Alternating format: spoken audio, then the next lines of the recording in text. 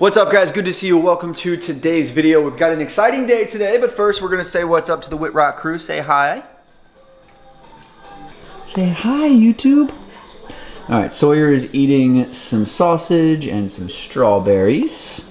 So I'm in a really good mood this morning because I finally broke 150 pounds, officially 150.1. So the strategy seems to be working. I feel okay. Like, I don't feel like the carbohydrates have really caused that much of a difference in my energy levels throughout the day. Today, we're gonna go do an in-body because I realized that it was probably gonna be important for me to see the difference in fluctuations in body fat percentage and a few other metrics. So that's gonna be coming up really soon. Also, really quick, I am still doing keto coffee. I've just decided that there's no way I'm ditching keto coffee. So I woke up this morning and had a coffee with a tablespoon of butter, a tablespoon of coconut oil, and some heavy whipping cream. No artificial sweeteners, no natural sweeteners, no sugar. And to be honest, my appetite is increasing, so I think I'm gonna double up my morning oatmeal. So we've got this pouch right here of steel cut oats, which is a good slow digesting carbohydrate, which means it doesn't cause a huge spike in blood sugar and insulin. Wow, one pouch is 32 grams of carbs. I'm gonna have two. A few moments later. Just for context, this is more carbohydrates in this one bowl right here than I typically have all day long for the past 4 years. I usually always limited my carbs on the keto diet to less than 50 grams total carbs. This bowl right here exceeds that. But listen, guys, I got a lot of comments on the last video. I was deathly afraid of doing this just for how it looked, the optics of it all. But at the end of the day, I have a goal to gain 10 pounds faster than my wife can lose 10 pounds. And unfortunately, keto is just not the right strategy. It's not the right tool for that. And I knew it wasn't the right tool for that because I've tried to gain weight on a ketogenic diet. If you guys remember the 21-day, 4,000 calorie a day challenge on keto, and I lost 2 pounds. I made every effort I could to stay keto for this, but at the end of the day, as they say, the ends justify the means. No shoes, no socks. There she is, y'all. The in-body test. So in-body, not as accurate as DEXA, not as accurate as like hydrostatic weighing, Yeah, but not as accurate as what you find in like a muscle fitness lab, right? Doing underwater body testing. yeah, but it's probably as close as you can get. As far in as terms what the normal person can get in their own possession, very accurate. Yeah. Because I mean, if you got enough money, you can put one of these in your house. Hey, it doesn't matter what I step on or what I use to measure body fat. Everybody always finds a way to say it's not accurate anyways, you know? So. Yeah, I mean, when I was in college, the most accurate way to measure your body fat percentage is that underwater. Yeah, hydrostatic weighing. Yeah, in the body, in the muscle fitness. That's the one that's like the most accurate. Yeah. And then it steps down from there. But as far as outside of that, though, this is as accurate as you're gonna get. Cool. I've done a few of these, man. Everybody that does it, I always do guesses. So how much do you think I weigh? I'm 5'7", 38 years old. 5'7", 38. It'd probably help if I took my shirt off. So You're pretty lean though, see, so that's probably gonna. I know when I go on stage, I look a lot heavier than I actually am. Yeah. So you're 5'7".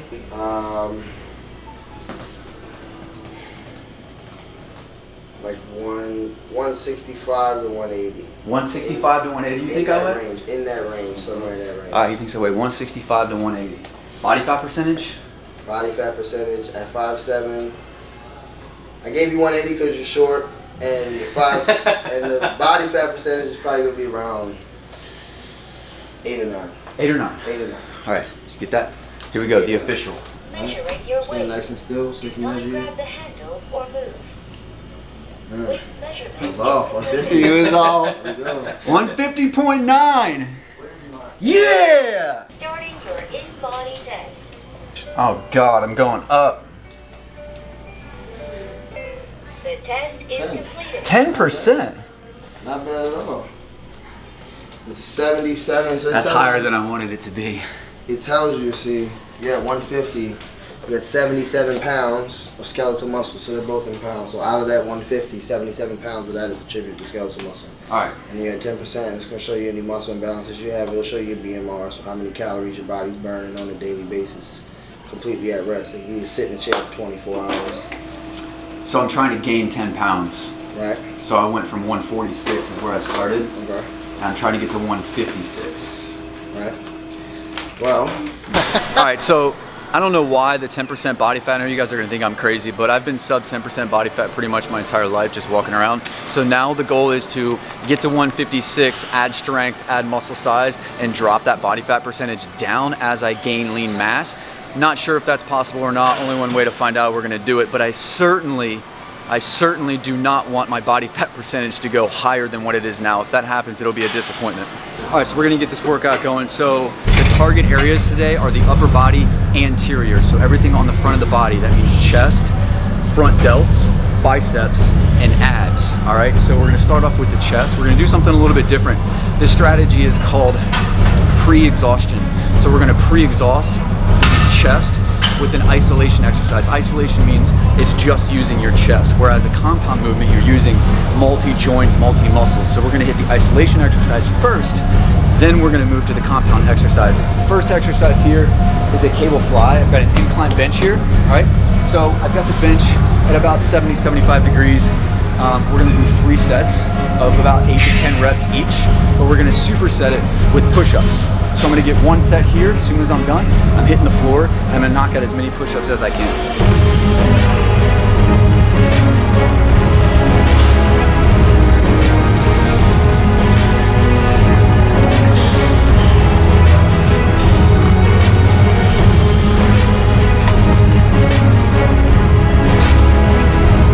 So next exercise, we're gonna take our incline bench here, and we're gonna drop it down to flat bench. The incline bench was working the upper part of our chest. Now when it's flat, we're gonna work the lower pec, whereas on an incline, we're coming right above our face. On this one, we wanna come right to the midline here. That stimulates the lower part of the chest. So we're gonna do 3 sets, 8 to 10 reps, and we're gonna superset it with bench push-ups. So you're gonna come to the end of bench right here, almost like form like a diamond right here, and then you're gonna push in. One thing you wanna keep in mind when doing this, don't let your elbows flare out like that. Keep them tucked in, and then push through the chest, and really squeeze at the top. Like I'm not just trying to get as many, like this, I'm really taking the advantage of squeezing my chest together, just like that. You see that?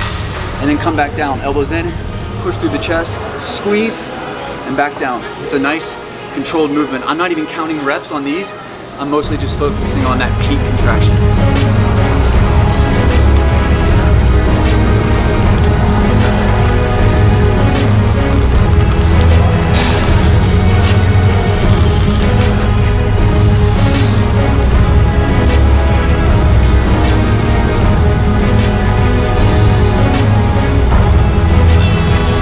All right, so now we're moving on to a compound exercise. I'm on the Smith machine here. I love the Smith machine. Anybody that tells you the Smith machine is for wusses, don't listen to them, especially because I pre-exhausted my chest. I wanna make sure, as my son would say, safety first. So we're here on the Smith machine. We're gonna do another high incline press. So this is about a 70-degree angle. The target is really the upper chest here. And I'm gonna let this bar drop right below, like right very, very, very high on the chest. Try and keep my elbows in. That's another reason why I like doing it on the Smith machine, is I can really control the path of the bar. If I were just on a free bar, it's kind of hard to do. So I'm touching right there on the clavicle, right? Almost like you feel like it's gonna hit your chin, but it's not. That's how high I want it. And I'm coming up like this, right? We're gonna do 3 sets of that, 15, 10, 5, and a drop set. So after each set, we're gonna increase the weight. With the drop set, we're gonna go heavy, 5 reps. And then we're gonna do what's called a drop set, where I'm gonna shave half the weight off, and I'm gonna keep cranking. But here's the kicker. We're gonna superset. Each set is gonna be our high incline barbell press, and then we're gonna do what's called a high chest isometric hold. So here's what it is. Since the target's right here, watch now. Put your hands together like this, put them up right here, right above your eye level. Put your hands together, right? You're gonna squeeze right here. I'm gonna squeeze my hands together as hard as I possibly can. That's gonna create a contraction on the upper part of my chest. And I'm just gonna squeeze like this, my hands together as hard as I possibly can. For 10 to 20 seconds, you should be squeezing so hard that you start shaking. That's what's good. That's gonna give you like a peak contraction. It's no joke. So we're gonna do that after each one of these sets.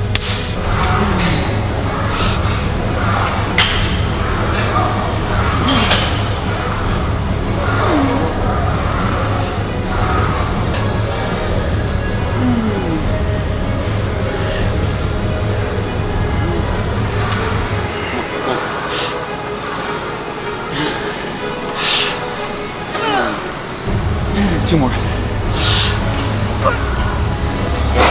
1 more, help me with this one. Start it.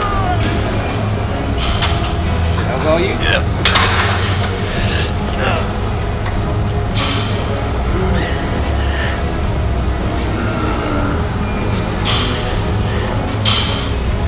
All right, so third and final set. This is the no mercy, lay it all on the line set, the shocker set. So I've got 245s on each side. We're gonna do a drop set, so I'm gonna get as many of these as I can with the goal being 5. If I feel like I can get more, I will, obviously. Once I shed 45 pounds, the set after that, I'm only gonna go halfway up because I really wanna keep all the pressure on the chest. The minute you start going like this at the top of the range, that's too much tricep, and I really just wanna, like I said, keep the focus on the chest. And then after that, of course, we're moving into our isometric. So money set, baby.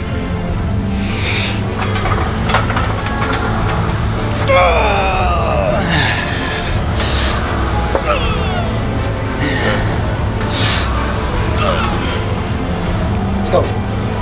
All right, so look, I only got 3. We're gonna shift right away. We're gonna do negatives. 1, 2, I'm up. 3, 4. You're gonna pull it up. 5. Yep. Go. 1 more. Go down as slow as I can. Up. God. Good. Woo. A little improvise. I have to pull an audible sometimes. Take these 45s off. Again, I'm staying at the bottom range of the motion. Here we go. Hand up on me. Yep.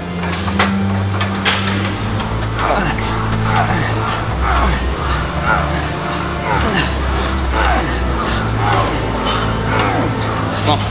1 more. He's gonna make me work. Yep. All right, here we go.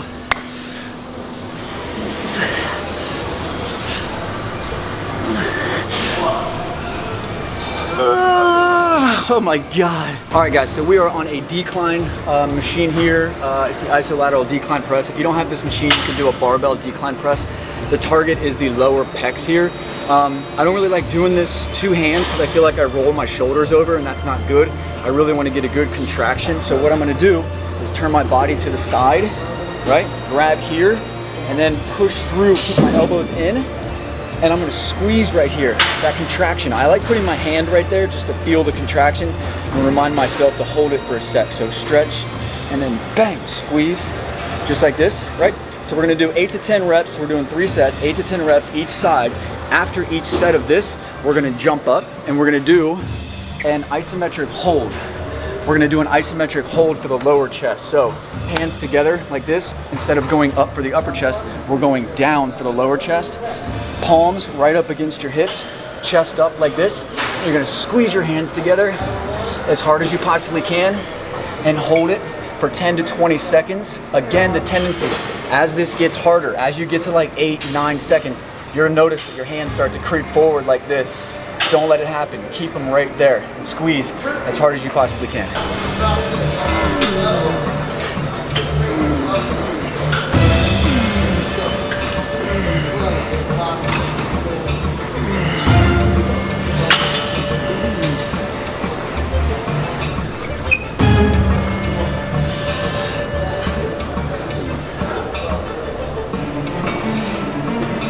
All right guys, so now we're gonna move on to the front of the shoulders, the anterior deltoids, and the biceps. We're gonna hit a tricep, sorry. So 3 different exercises, back to back to back, no rest in between. Each exercise, 8 to 10 reps. First one is called an Arnold Press. So you're gonna take your dumbbells like this. I'm on a little preacher curl machine here because the captain seat's taken. So I like having a backrest. So that kind of allows me to go a little bit heavier. So Arnold Press looks like this. Starting position, right here in front of your face, palms facing your face, right? So you're gonna push up, drive up through the elbows, and then when you go up, you're gonna turn your wrists to where the finishing spot is your palms facing out, and then back down. It should be a very fluid motion, just like this, right? It might take a few reps to get the hang of it, but it looks just like that, all right? As soon as you're done with that exercise, you can put the weights down by your side again, and you're gonna do a dumbbell front raise with a hammer grip or a neutral grip. So down to your sides, and you're coming up like this, right? Just like that. I don't want the wrist up like that. Keep them neutral, just like that. 8 to 10 reps of those. As soon as you're done, as soon as you hit failure or 8 to 10 reps, you're gonna keep the dumbbells by your side and you're gonna do a hammer curl like this, all the way up, all the way down. Squeeze, down, squeeze, down. So 8 to 10 reps for each one of those exercises, 3 rounds. Let's go, baby.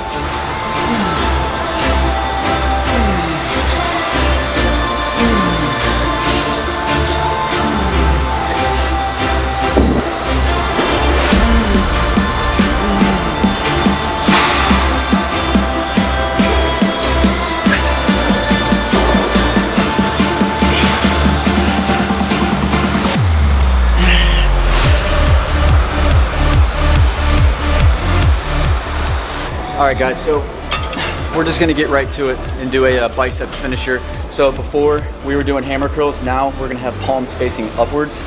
We've got a cable machine here, a little cable curl with the, you can use a straight bar or you can use an easy bar, curled bar here. I like going inside grip. So here's the scheme. It's really lightweight right here. We're gonna do 50, take a rest, 40, take a rest, 30, rest, 20, 10. Each time we go down in reps, we go up in weight. So again, 50, 40, 30, 20, 10, increasing the weight after each set.